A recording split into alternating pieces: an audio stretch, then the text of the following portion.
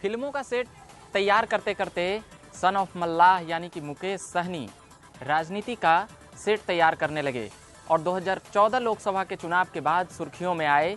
2015 विधानसभा चुनाव में एनडीए के लिए प्रचार करते नजर आए हेलीकॉप्टरों से। उसके बाद 2019 में महागठबंधन की तरफ से लड़ते हुए नजर आए और कल जिस प्रकार से प्रेस कॉन्फ्रेंस में तेजस्वी के बगल में थे और तेज प्रताप भी थे, उनके सभा को छोड़कर, उस प्रेस कॉन्फ्रेंस को छोड़कर एक सनसनी सी फैला दी है मुकेश सहनी ने। सन ऑफ मल्लाह के भी नाम से जाने जाते हैं।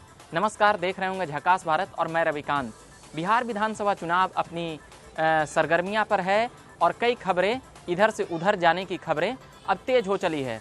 उसी में कल प्रेस कॉन्फ्रेंस हो रहा था महागठबंधन का, और उसे महागठबंधन को कई नेता, बड़े बड़े नेता जो कहे जा रहे थे, पूर्व मुख्यमंत्री जीतन राम मांझी छोड़कर जा चुके हैं और पूर्व केंद्रीय मंत्री उपेंद्र कुशवाहा भी महागठबंधन का साथ छोड़कर अब वह अलग एक गठबंधन को समर्थन कर रहे हैं और उस गठबंधन का नेतृत्व भी कर रहे हैं। इन्हीं सब के बीच मांझी और उपेंद्र कुशवाहा के जाने के बाद सन ऑफ मल्लाह ही एक बड़े नेता थे महागठबंधन में, कांग्रेस के अलावे, जो राजद को समर्थन दे रहे थे।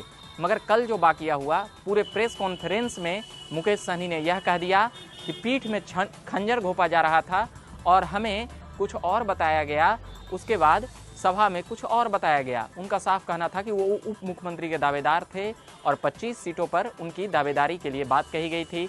फिर उसके बाद कई आरोप लगाए। आज प्रेस कॉन्फ्रेंस किया मुकेश सहनी ने और यह भी कहा, दरभंगा लोकसभा सीट के लेकर भी कहा, और भी जो लोकसभा सीटों पर वो अपनी 3 सीटों पर लड़े थे उसको लेकर भी कहा कि वो उम्मीदवार हमें कौन दिया वो हम नहीं चाहते थे, मगर फिर भी हमें वह लेना पड़ा।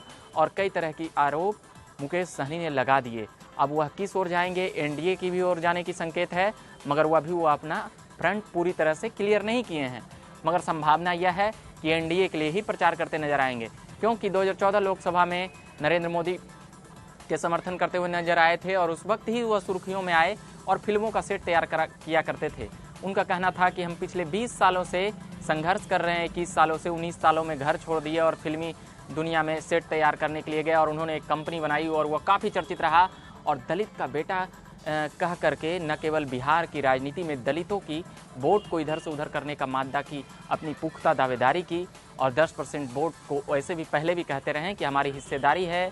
और सन ऑफ मल्लाह मुकेश सहनी बिहार की राजनीति में कल से बेहद चर्चा में आने वाले नेशनल न्यूज़ के खबर में कि जिस प्रकार से वह बीच सभा से उठकर जाते हैं, उनके पीछे मीडिया की एक बहुत बड़ी दौड़ चलती है, मगर मुकेश सहनी बिना कुछ कहे कार में बैठकर चले जाते हैं, क्योंकि जो कुछ भी कहना था, करना था, वह उस सभा में कह चुके थे और कर चुके थे। और मुकेश सहनी बिहार विधानसभा चुनाव में अब उनका क्या फैसला होगा और क्या कुछ करने वाले हैं, हम तो वह देखेंगे। मगर महागठबंधन फिलहाल बिखरती हुई नज़र आ रही है। मगर एक बातें और जो दाद देनी होगी वह तेजस्वी और तेज प्रताप की। बहुत ही सहजता से उस उद्वेग को वह सुन रहे थे, वह हो हल्ले को वहीं मंच से, इसलिए इस बात पर तारीफ बनती है। मगर इस बात पर उनकी तारीफ नहीं हो सकती है कि उन्होंने महागठबंधन को कितना जोड़ कर रखा और कितना साथियों को वह मिलाकर चलने में कामयाब हुए। इस पर तेजस्वी बहुत ज़्यादा चूक चुके हैं और उनकी अनुभवहीनता भी कह सकते हैं देखने को मिली। वह महागठबंधन के नेता के रूप में खुद को प्रमोट कर रहे थे, जो उन्हें महागठबंधन के नेता मानने के लिए तैयार नहीं थे। मांझी भी कई आरोप लगाकर निकले, उपेंद्र कुशवाहा भी निकले और अंततः सन ऑफ मल्लाह मुकेश सहनी भी निकल चुके हैं। महागठबंधन की नैया अभी काफ़ी खतरे में है और अभी के लिए हम फिलहाल इतना ही कहना चाहेंगे। धन्यवाद।